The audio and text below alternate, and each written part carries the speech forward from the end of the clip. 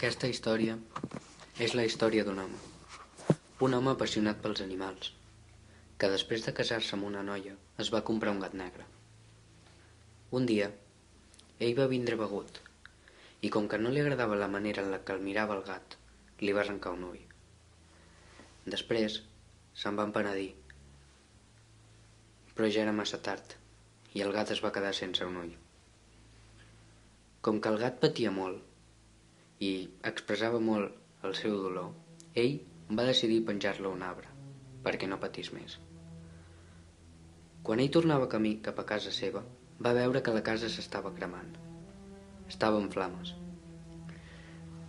Després d'un llarg incendi on les flames van acabar amb tot el que van poder, només van quedar unes bigues i tota la resta va quedar en cendra. Per sort, no va morir ninguna persona. L'home va entrar al que quedava de la casa i va veure una curiosa biga de fusta que no havia estat cremada pel foc. S'hi va acostar per veure-la de més a prop, però quan estava a punt de tocar-la, a la paret del costat va veure la silueta d'un gat. Al cap d'uns dies, la situació es va normalitzar. Es va refer d'aquella situació i va comprar una casa nova per fer plans de futur. Llavors, un dia, ell va tornar a marxar de copes amb els seus amics.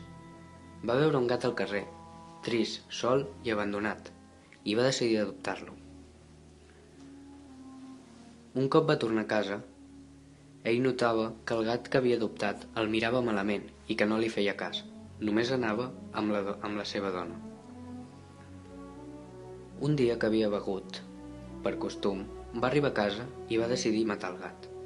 Va agafar una destral, se la va carregar a l'esquena i va mirar a la seva dona. La va matar. Va matar la seva dona en comptes del gat. Es va equivocar. La va matar d'un cop sec.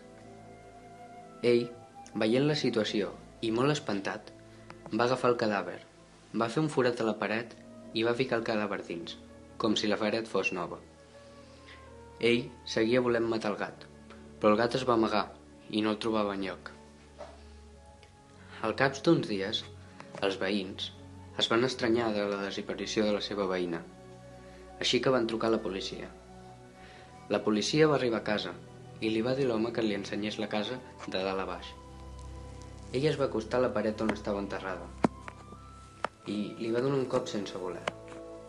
Llavors es va sentir el gat miaular i així doncs la policia va enderrocar la paret i va trobar la seva dona morta i el gat, juntament amb ell. I així acaba aquesta història.